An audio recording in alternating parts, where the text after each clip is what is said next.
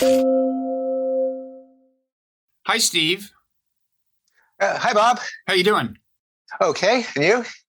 I'm doing all right. I don't have quite the beautiful scenic backdrop that you do, but somebody's got to do the work in this country, Steve. We can't all be wherever that is.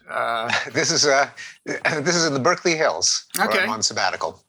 And I gather it is the real Berkeley Hills where you really are, even if it is technically a photograph of them. Is that right? It is a photograph out of the from the deck of the house that I am renting. Okay. Then I am just as impressed as I would be if that were an actual window.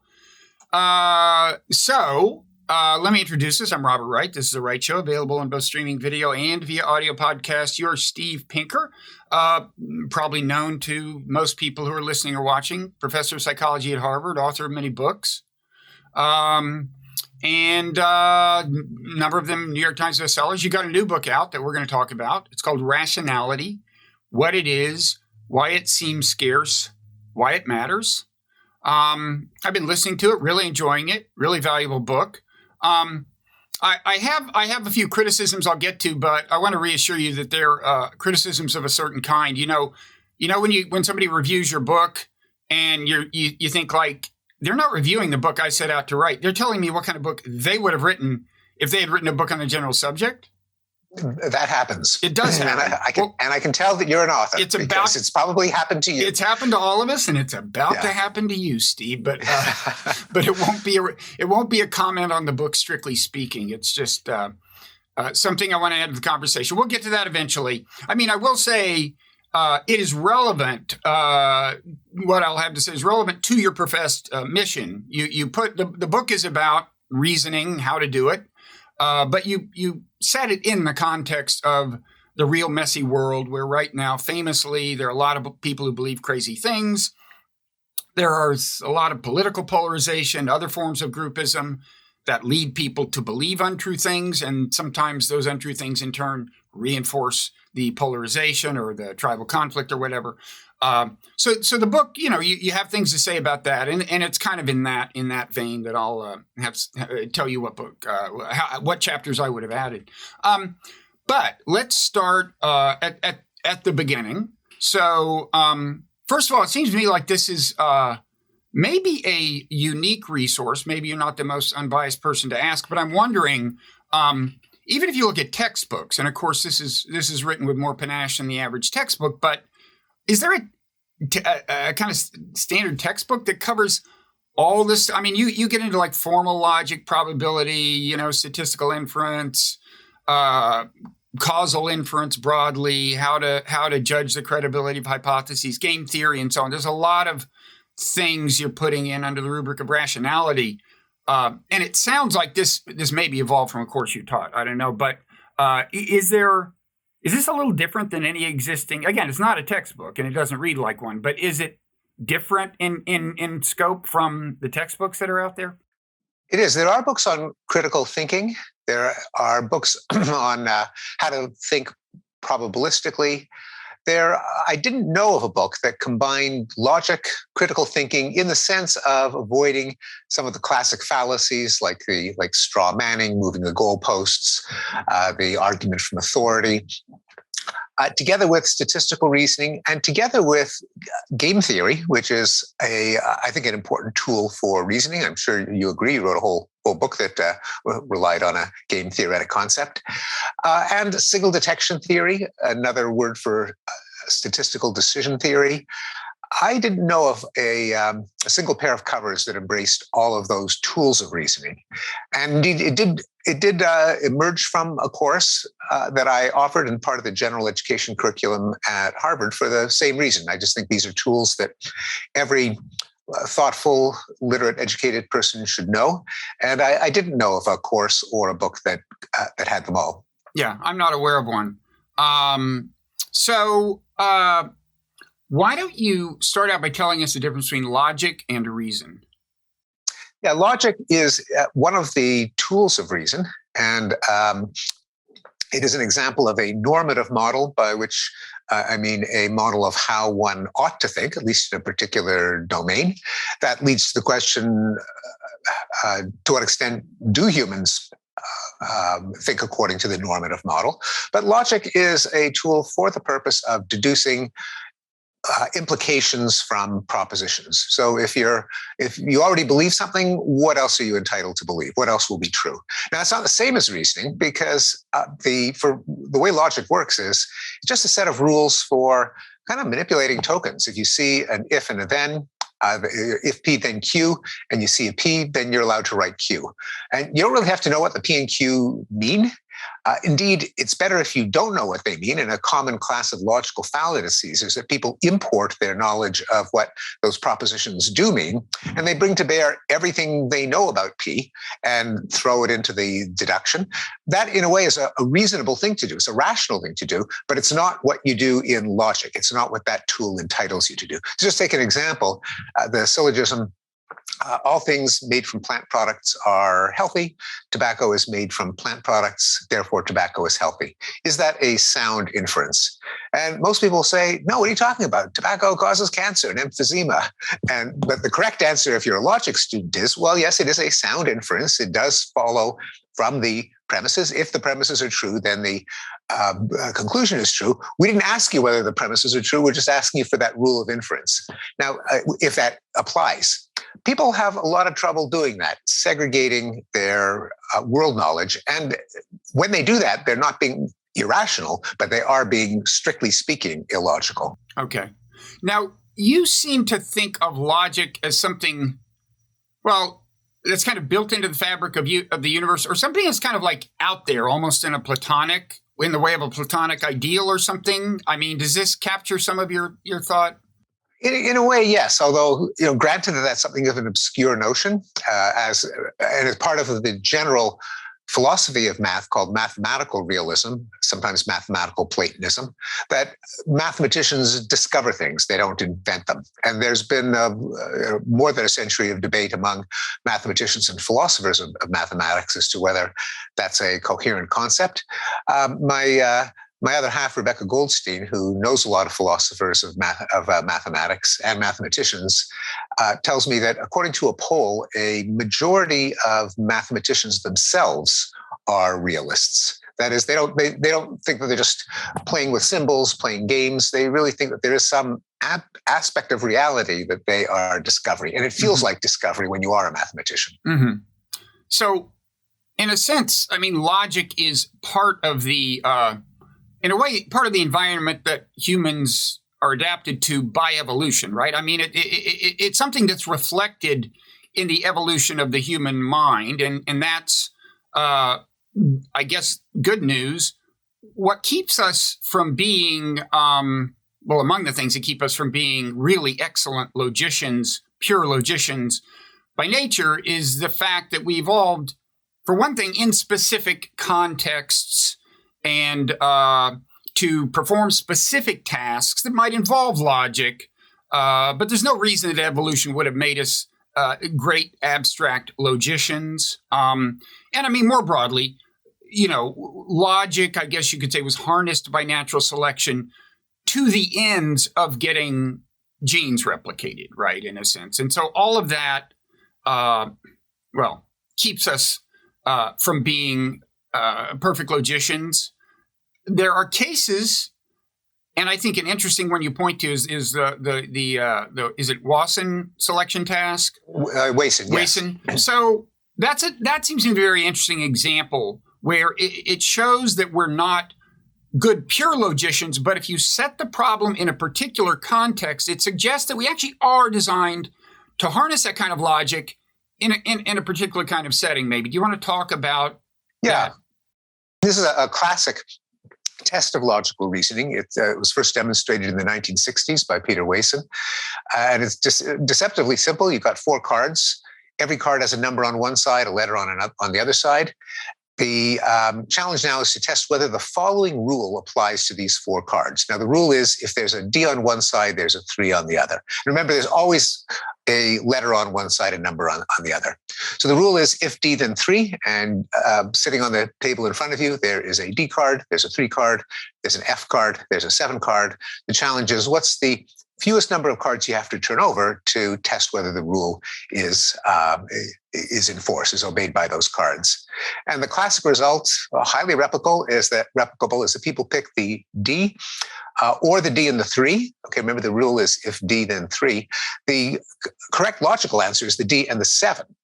And it's the kind of thing where no one gets the answer right, or very few people, but as soon as it's explained to them, they slap their forehead, they say, yes, of course, and here's the explanation.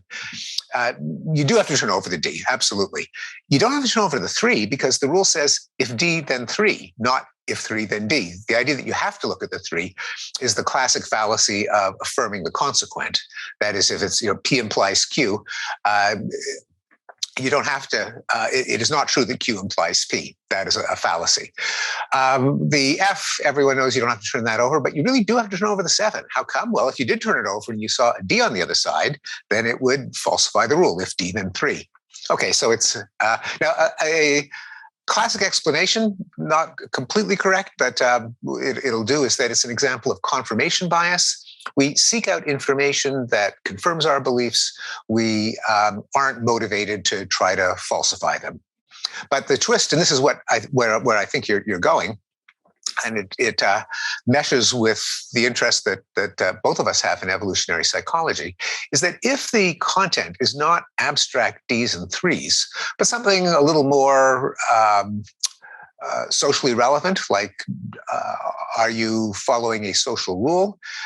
Then everything changes. So, for example, let's say that there's a law in your state that says if you are consuming alcohol, you must be over 21. And you're a bouncer in a bar, and there are people at various tables. One of them is clearly is drinking beer. Another one is drinking Coke. There's one that is obvious he's over 21. There's another one that is obvious that he's under 21. Now, do you card the guy who's drinking beer? Do you card the guy who's drinking Coke?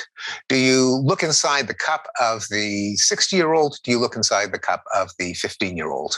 Well, now everyone gets it right. Well, of course, you look inside the cup of the 15-year-old to see if it's beer in there, and you card the guy drinking beer to make sure he's over 21. Now, this is logically identical to the 4-card task, but you put in the right kind of content. It can't just be any old content. In this case, it's a social rule, a social contract.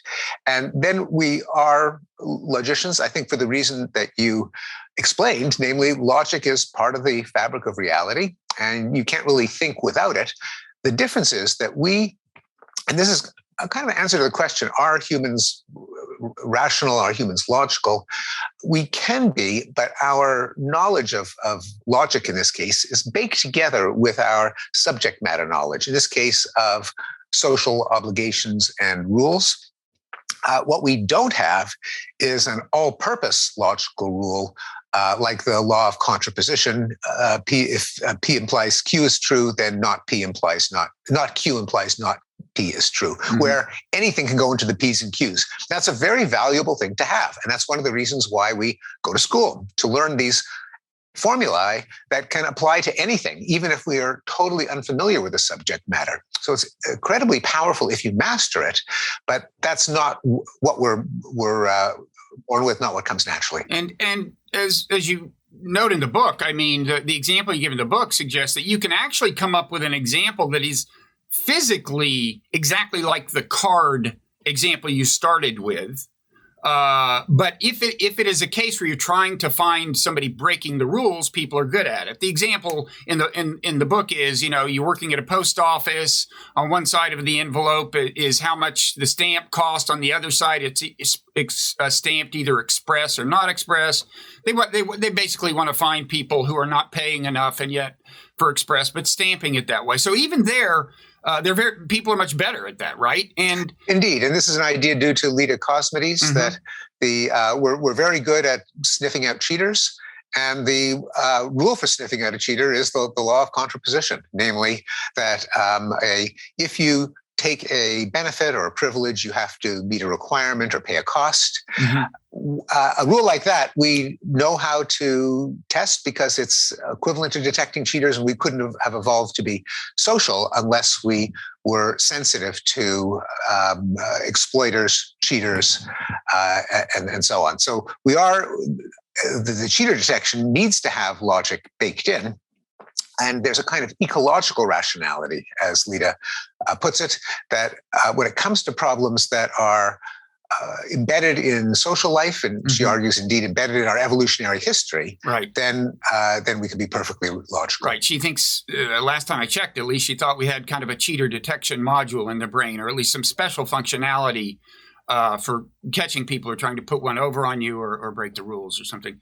In any event, now, so that's a case. I agree with you. I wouldn't have called that confirmation bias. I would have just said we're designed to kind of see this in one context, but not to apprehend it abstractly. So we don't see it in other contexts. Now, there are cases where we seem to be engineered by natural selection to not see things clearly, to even believe things that aren't true. Confirmation bias is an example of what probably you and I believe is a biological adaptation.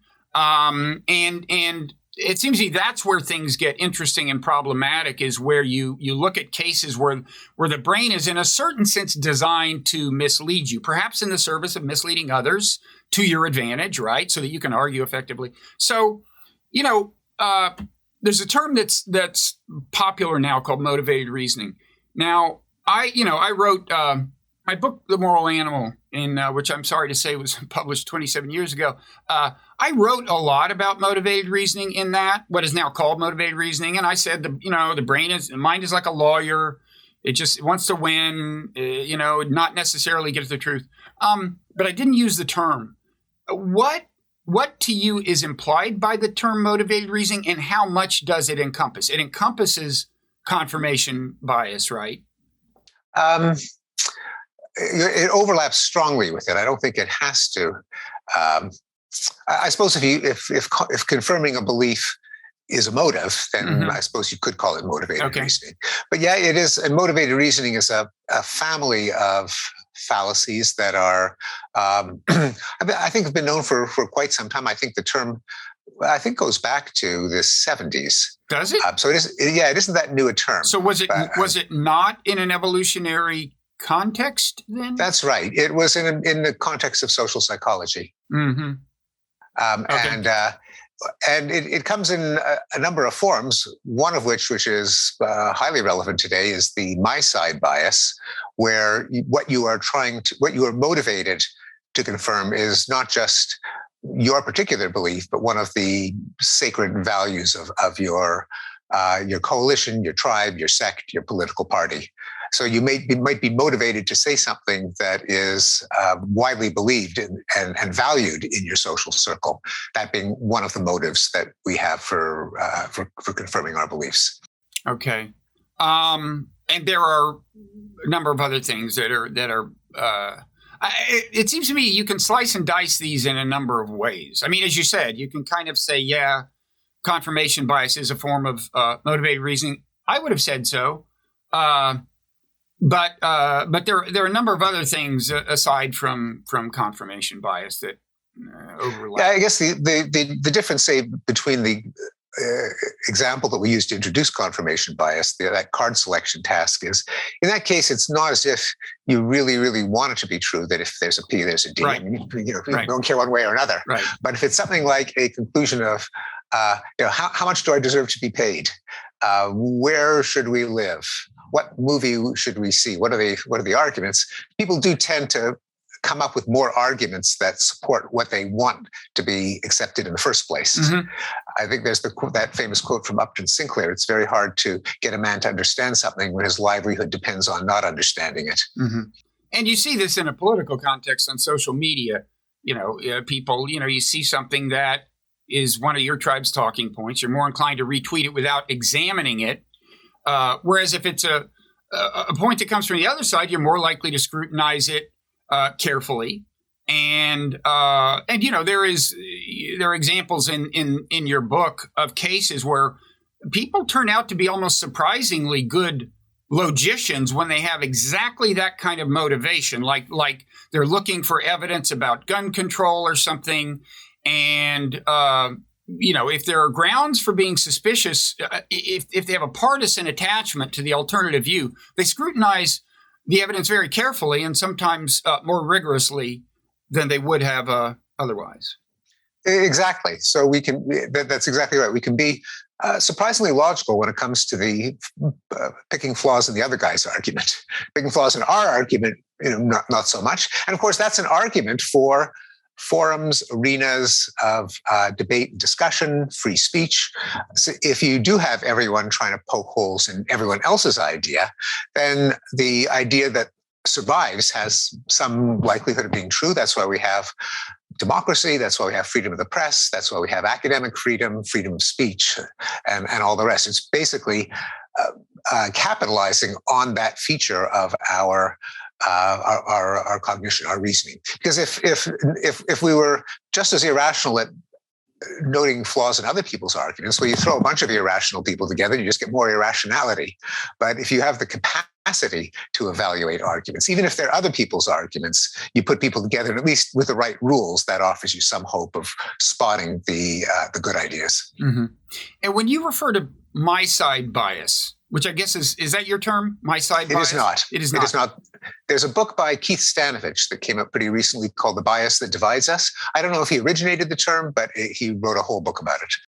Well, I mean, I'm kind of wondering to what extent, how different is that from my bias? In other words, if I were having an argument with one person over how much money I deserved or something, is there much difference in the kind of the parts of my cognition that would be engaged and perhaps enlisted in distorting things than there would be if I were on an ideological team and we were arguing about where government resources should go? I mean, I don't want to get into an argument about individual selection versus group selection. It's not unrelated to that question, maybe, but I guess my main question is: are so-called tribal biases often kind of individual biases aggregated, or do you see them as these kind of distinct things in many cases? So I think the underlying mechanism is probably the same, but you just add in the fact that we don't just want to be right, which most of us do,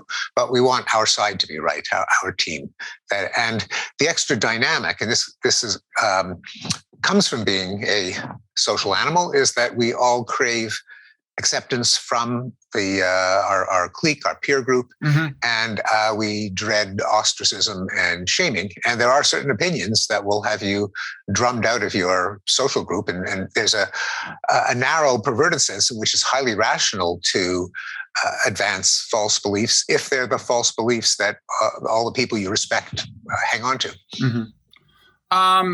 And you see something like this on social media where, the way to elevate your status within your own tribe is to basically exacerbate antagonism between the tribes, or at least belittle the other tribe. And this sometimes involves a kind of confirmation bias, in the sense that one very effective thing to do if you want to elevate your tribal status is just find the craziest person on the other side, the person who threw the most violent fit over wearing a mask in a supermarket or something, and kind of act as if that's a typical Trump supporter or something, or do it from the same thing from the other side. But that is kind of, well, you could ask how cynical the person is being, how conscious they are that the other person is not typical.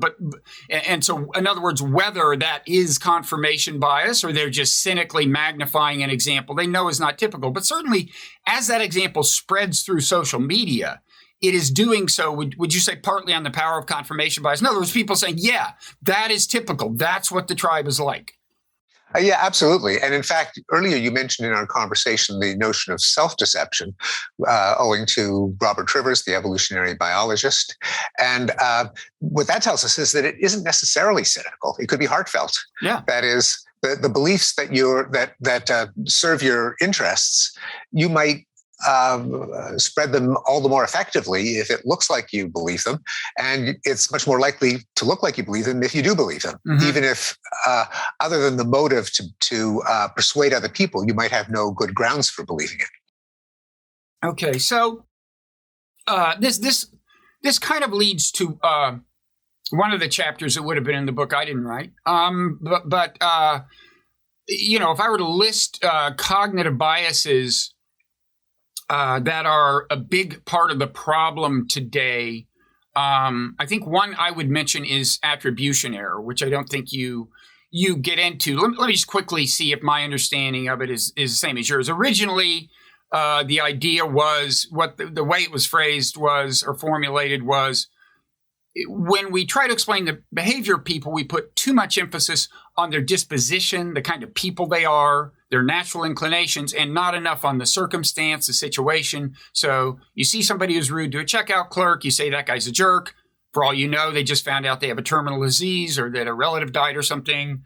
And that was the original formulation. I think it's gotten more interesting and more powerful and important as we've started to see evidence that actually it's more subtle. When it's an enemy or a rival of yours and they do something bad, then you're particularly inclined to attribute it to their disposition, their character. They're just bad people. If they do something good, you're inclined to kind of explain it away via situation. They were just trying to impress this person or something. If it's a friend or ally, it's the opposite. They do something good, you say, sure, that's the kind of person they are. Do something bad. Or if it's yourself, yeah. What's that? Or if it's yourself. Or if it's somebody in your family.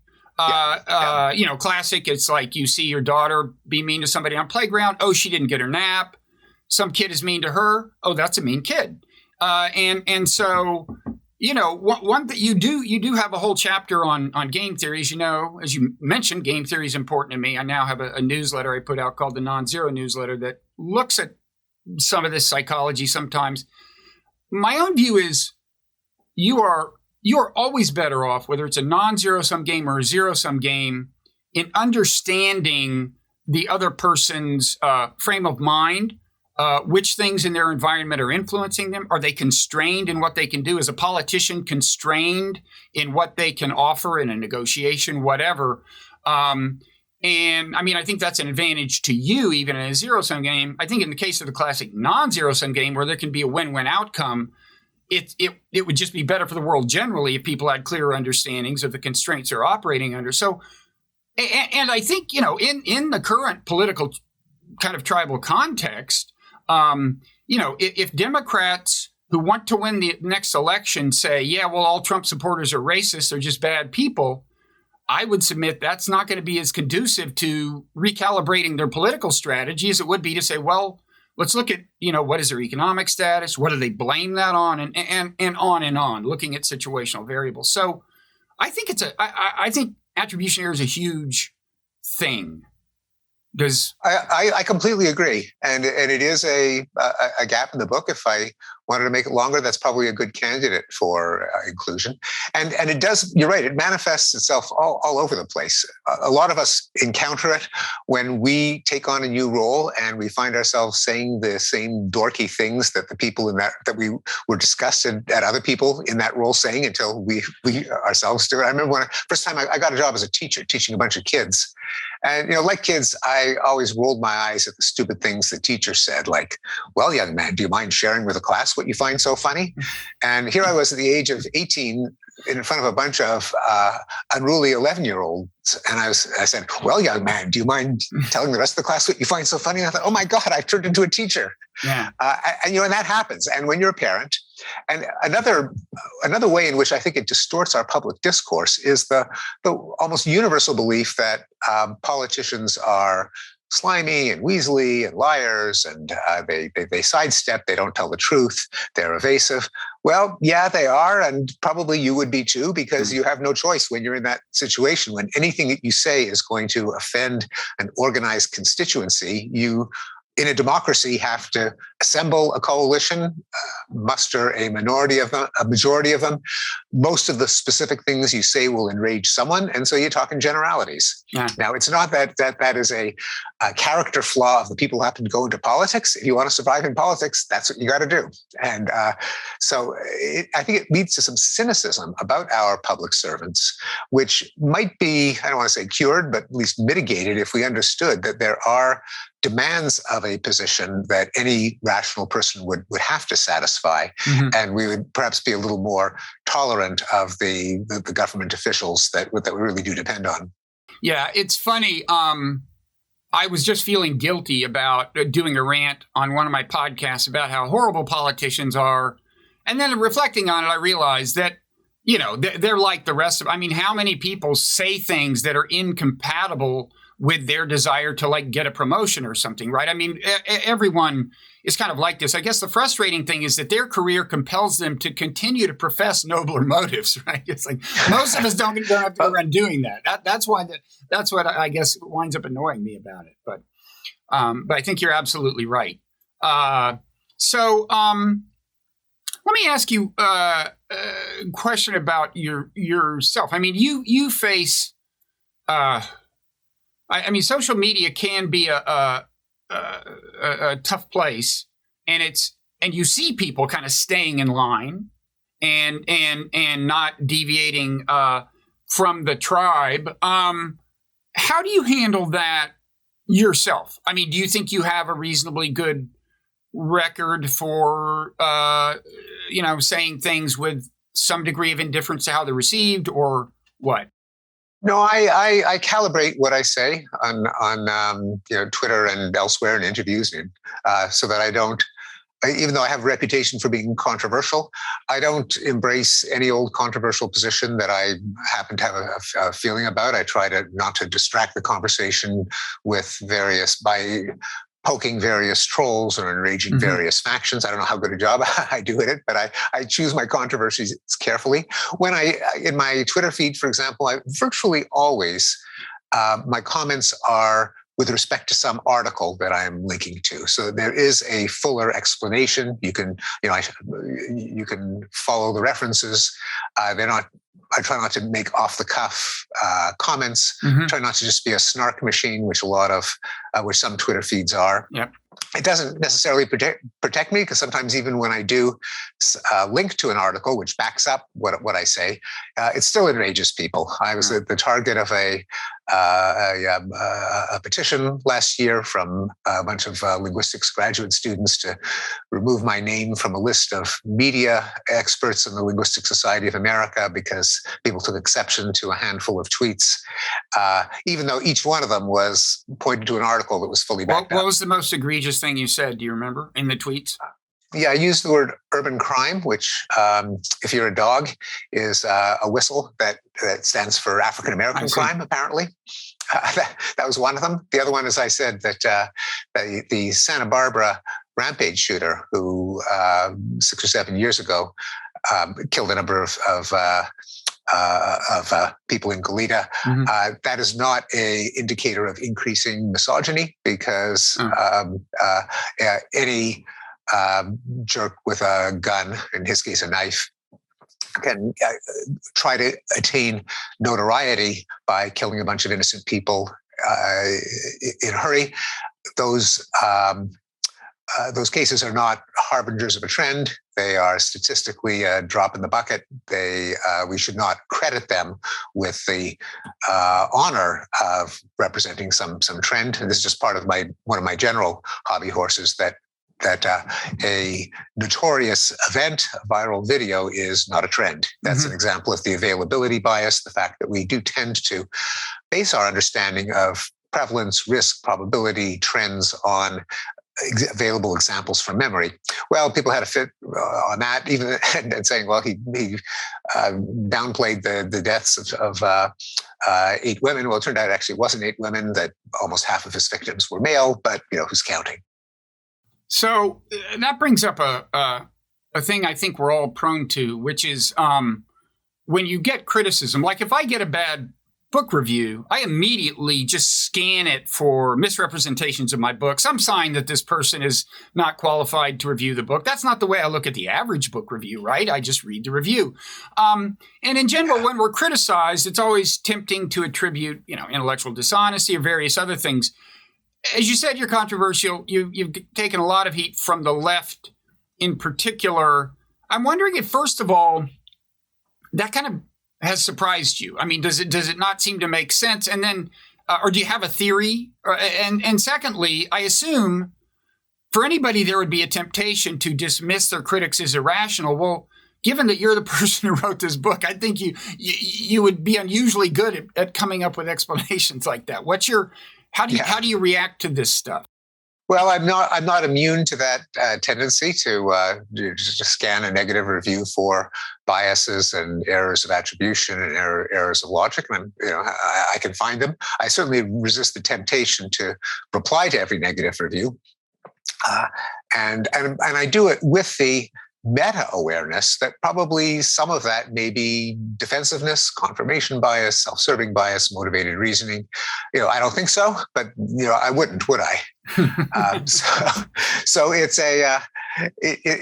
was related to something that philosophers sometimes call the preface paradox. That is, you read the preface of the book, and it always ends with any errors are my responsibility. You feel like saying to the author, well, gee, if you know the book has errors, why don't you fix them? And the answer is, well, I know it has errors. I don't know what they are. I just know at a meta level, I'm only human. All books have errors. So what makes me think that I won't have them? And it's the same, I think, in responding to criticisms. Yeah, much of my retorts and riposts and rejoinders and error spotting probably is motivated, or some of it is, but doesn't seem so to me, and I don't know which ones, and I'm not the one to ask. Okay.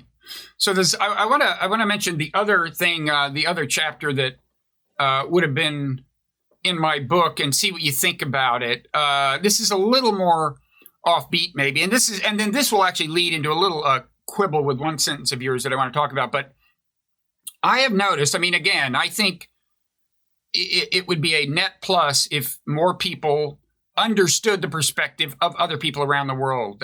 That's cognitive empathy, not necessarily emotional empathy. I'm not talking about feeling their pain or even really caring about them, strictly speaking. I'm just talking about if you understand their perspective, it's probably going to be easier to come up with, successful negotiation, solution to non-zero-sum problems whatsoever. It seems to me a big impediment to this is that if you start trying to explain the perspective of some person considered bad, and they may be considered bad with good reason, people immediately accuse you of defending them. So it's like if you say, I think it's important that we understand, let's say Assad, he ain't given up, okay? Because if he's not the leader of Syria, he knows there's no escape in the modern world. He will be brought to justice somehow, or something like. If you say, that's not even a good example. Well, in the same way that Gaddafi was brought to justice and Saddam Hussein was brought to justice. Yes, in other words, he'll be hanging from a lamppost. Right.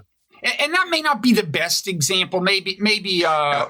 but you know what I mean. I know exactly. I know totally what you mean. That is so true. And I do. You're right that I don't write about it in Rationality. I did write about it in The Better Angels of Our Nature. Okay. I even had the wisecrack. Just monitor your blood pressure, as I say. Well, try to see it from Hitler's point of view. Right.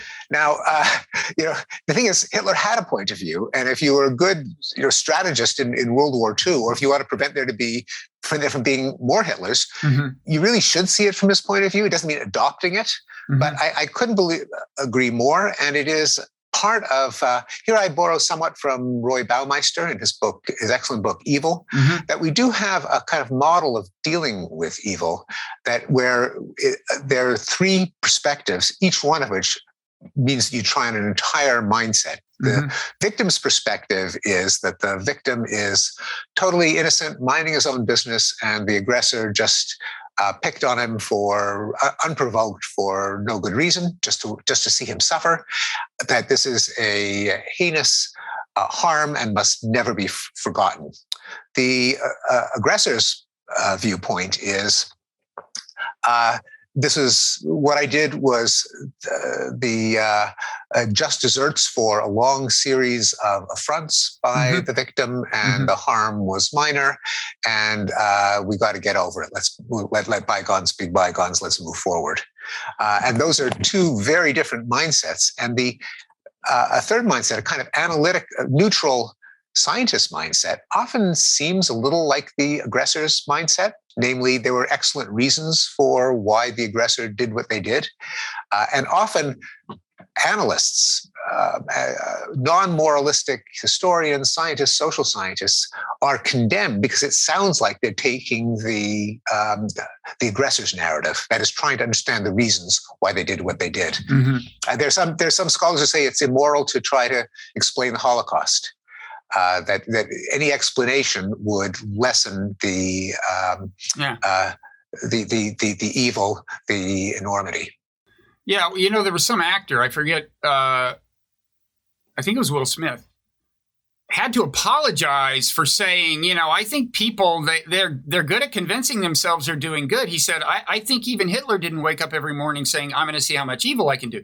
He had to apologize. It was like to walk it back. Yeah. But the thing is, as a psychologist, he was right. And he illustrated the fact that if you are too much of a psychologist, that is, you try to understand wrongdoing, you can be confused with someone who's endorsing it. So those are great examples. And you're right that it is enough of a consequential flaw in reasoning that it could have found a home in rationality, but I did discuss it in Better Angels of Our Nature. So okay. I agree with you. It is a big deal. So I said this would back into a quibble with one sentence in your book. The quibble is you use the word apologist, and in my ideal world, that would almost be banned because it is. I'm not saying you're using it this way here. I want to get into this example, but it is so often used to shut down debate in exactly that way. Oh, you're a Kim Jong-un apologist. You're a Putin apologist, and so on. So in my ideal world, we'd remove it from the vocabulary. Now, as it happens, the context where you use it actually leads to another interesting question. So you're calling whataboutism, whataboutism. Well, here's the example you give.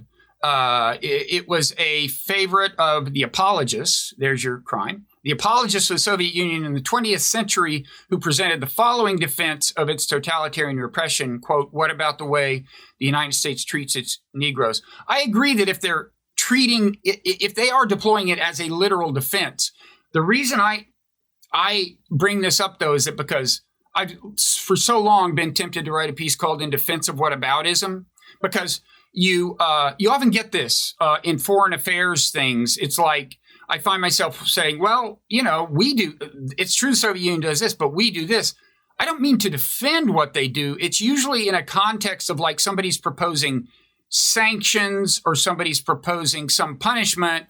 And I'm like, are we really in position to do this? So that's my defense of a certain kind of whataboutism, which in turn gets back to another a big theme in your book that I also want to back into, but go ahead and respond to that if you want. Yeah.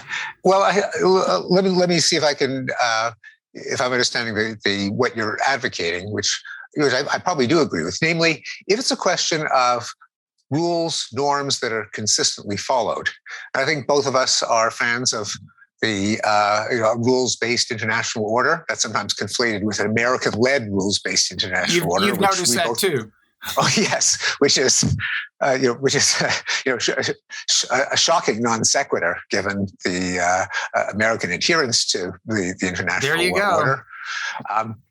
But I'm working on rehabilitating you on the left, and I think we've just made some progress, Steve. Yeah, I'm there, and I'm not an apologist for American foreign policy by any means, especially since writing The Better Angels of Our Nature, which made me a huge fan of international organizations, international law, international norms, and yeah, the United States is one of the biggest floaters. But going back to whataboutism or whataboutery. Let me see if I understand you. Are you saying that it is relevant if one side has an infraction that they accuse the other of, in that if we want to apply some neutral set of laws and norms, then everyone's got to play by the rules. You can't just enforce them on the other guy and flout them yourself. So that, if that's it, then yeah, I agree. Yeah. And then it isn't a whataboutery isn't a fallacy. Right. It's a it's a reason to doubt your credibility, Yeah. as opposed to, say, Xi Jinping last summer when said, "Are there atrocities being committed with the Uyghurs?" And he basically said, "Well, what about George Floyd?" Right. Well, I have to admit that, I mean, you're right. That's exactly what I was saying. That, when people are proposing some kind of negative sanction for behavior that we ourselves commit, I try to call it out. I suppose I also am mindful of our tendency to exaggerate the threat from certain nations, in my view. And, I mean, you've seen this. There's a kind of a Manichaean dynamic that can kick in once. And I think that's kind of happening with China now. I mean, what's happening with the Uyghurs is terrible. I personally think an example of what I'm worried about is how casually some people are deploying the term genocide without maybe looking. I haven't seen. You're on board there? I'm totally on board. I actually interviewed an expert on what exactly they're doing, and it would take from what we know at least. And again, what they're doing is terrible by my lights, but from what we know, it would take a pretty broad definition of the word genocide to justify. No, I'm with you. I think the word is bandied around much too easily, and it's because that by some definitions it is destroying a people qua their identity. What makes them ethnically distinct, right, as opposed to gassing them in a gas chamber or putting a bullet in the back of their head. And they're very different, and they're both bad, but they're very different degrees of badness. Yeah, I mean, I don't mind the term cultural genocide. That seems to be distinguishing it from actual genocide, but this is different. This is I agree with you. Yeah. So anyway, I was going to say, I do have a tendency to commit whataboutism as an attempt to kind of provide a corrective to what I think is an increasingly kind of Manichaean view of us with respect to some other country, whether it's Russia or China, whatever, that I think may be dangerous. So I have to cop to that too. I'd be willing to defend that, but in any event, but that gets back to, so this idea that, we shouldn't sanction them for doing things that we do gets back to a really fundamental thing you talk about in the book that seems to be responsible for a lot of what's kind of amazing about the human species, which is the whole idea of having a moral code that develops with moral reasoning and so on, which is that we seem to have, whether it's a built-in intuition or what, people in all cultures seem to respect the idea that what's good for the goose is good for the gander. In other words, they recognize that if they're going to claim that they deserve to be treated better than somebody else, they have to come up with a reason. They can't just say, it's because I'm me, right? Yeah. And that's an amazing and powerful feature. It is, and it speaks to the comment on rationality that it is completely separate from morality. You can't get an ought from an is, with sometimes the implication that morality is just a question of cultural norms. Like do the men wear skirts or do the women wear skirts, and or fashion, how high is the hemline, how low is the hemline? But there is something that intimately ties morality to logic, reason, and rationality. And it's exactly that. It's the interchangeability of actors, namely that since there's no logical status to the word, me versus you, as soon as I care about how you treat me, and we all do because we're social animals, we're except for maybe some galactic overlord who's the permanent ruler of the universe and doesn't care how other people treat him, and they don't exist. If you care at all and you say, well, here's what I want you to do, well, you're kind of on the hook for saying, well, yeah, and I have to treat you the same way. And that's, with variations, it's the golden rule, and it's the categorical imperative, and it's the veil of ignorance, and it's the viewpoint from eternity. And it's even, as I point out, the way we try to instill morality in our small children. We say, how would you like that if he did that to you? Yeah. And which isn't to say that powerful people don't use their power to, prevail unfairly in moral arguments and all of that. But there is this one thing we have that at least you have to go through the motions of defending your position, which is a pretty subtle, logical obligation for an animal that was created by natural selection. I wonder if it is kind of engineered into us. I don't know if you think it's an adaptation per se. I mean, it does permit us to reap the benefits from non-zero sum games, right? Absolutely. Yes. And I think that's a really profound point. And you drew that out brilliantly in Nonzero, that a lot of the morality, aside from being a logical implication of the irrelevance of me and you, just as a practical matter, we're almost always better off having a code of morality that prevents us from harming others, simply because the harm that the cost to the victim is almost always greater than the benefit to the exploiter or the aggressor. And so even though it is to the advantage of the aggressor or exploiter to pick on a victim, if you're agreeing to a rule that applies to everyone, as you really have to, both to be logically consistent and because tables might turn, everyone's better off if everyone refrains from aggression. Mm-hmm.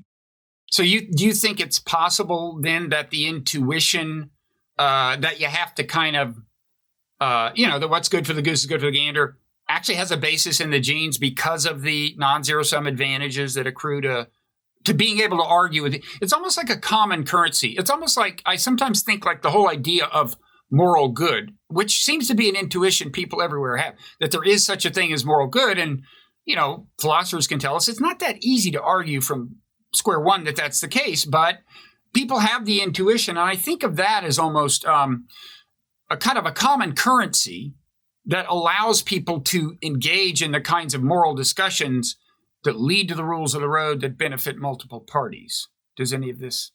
Yeah, no, it does. The challenge is that, obviously there is lots of exploitation. There's a lot of violence in human history.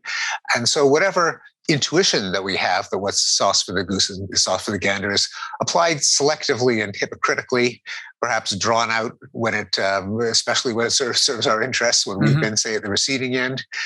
It may be that it's applied most naturally within a pretty small circle of your village or your clan, and you need a lot of poking and prodding to stretch it. Right.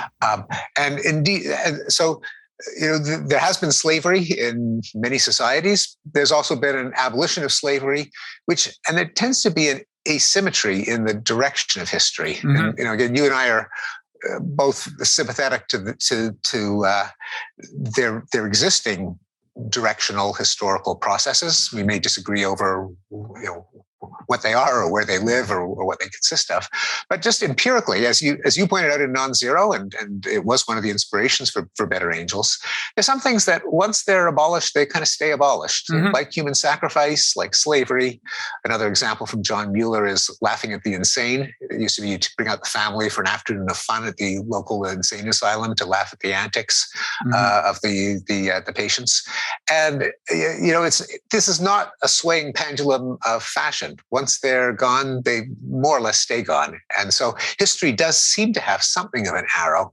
What that would suggest, though, is that the benefits of positive sum games, such as refraining from aggression, can't be that innate, but they are things that are woven into the universe so that once we discover them, there's no turning back. But we might have to discover some of them, or at least in the full expansiveness. Well, I mean, the way I would put it is to say that I think, yes, part of our biologically engineered equipment, engineered by natural selection, does harness non-zero sum logic, and it's there by virtue of non-zero sum dynamics. But, and here we come to a lot of the cognitive biases we're talking about, given the, even if it is kind of innate to engage in these kinds of arguments, and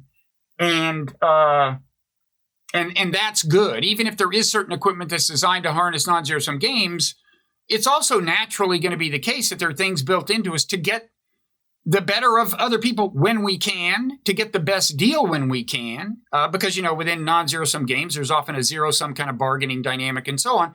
And I think that's when you come to things like confirmation bias. It's like, okay, I've got to argue my case, and it's in your interest, even if the case is going to be argued in the way we're talking about with this kind of rational moral superstructure, it's still in your interest to bias the case in your favor during the argument. I think both of those things can be the case. We can have, does that? Yeah, no, that does make sense. And I think a lot of the features of inherent logical reality that natural selection adapted us to, it may have been that the adaptation that is genetically implanted in us is baked together with certain kinds of content, context, subject matter, that we can understand the logic of interchangeability of perspectives within, say, a village, within a close social circle, but that it does take more cognitive effort to generalize it, to make it about P's and Q's. Just as we're good at detecting cheaters, which is a if P then Q, it requires more work to turn that into not just taking a benefit and paying a cost, but any P and any Q, to substitute variables for the constants. And we kind of see that happening back in the moral realm. So when we try to get people to treat all of humanity as worthy of moral consideration, and then we use metaphors like the family of man or brotherhood, where we take the intuitions that might have originated in familial feelings, and we try to stretch. What do you mean by family? Well, the whole species is my family, and that's maybe one of the processes by which something that is implanted in us by natural selection can be generalized and ultimately universalized. Yeah, I mean, it's still challenging. You're always going to think there's somebody in this giant family who should be punished, and I think you have to ask yourself hard questions about whether your logic is solid there, because we are so prone to, the biases, the kind you describe in the book. I want to say one quick footnote on the China genocide thing. I'm not saying that everyone alleging genocide is actually talking about cultural genocide, like the destruction of mosques, which does seem to be happening or have happened, is terrible, and I would call cultural genocide. There are other things that are going on that they're calling genocide.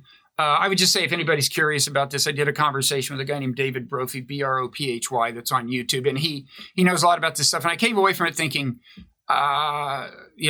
we should maybe be careful in the language we use. Not that I approve of even what he was describing, but I completely agree. And there is a phenomenon of atrocity in language inflation, where to cast opprobrium on something that we disapprove of, we use the words applying to the most heinous extension or examples to kind of borrow some of that opprobrium and apply it to the case we care about right now.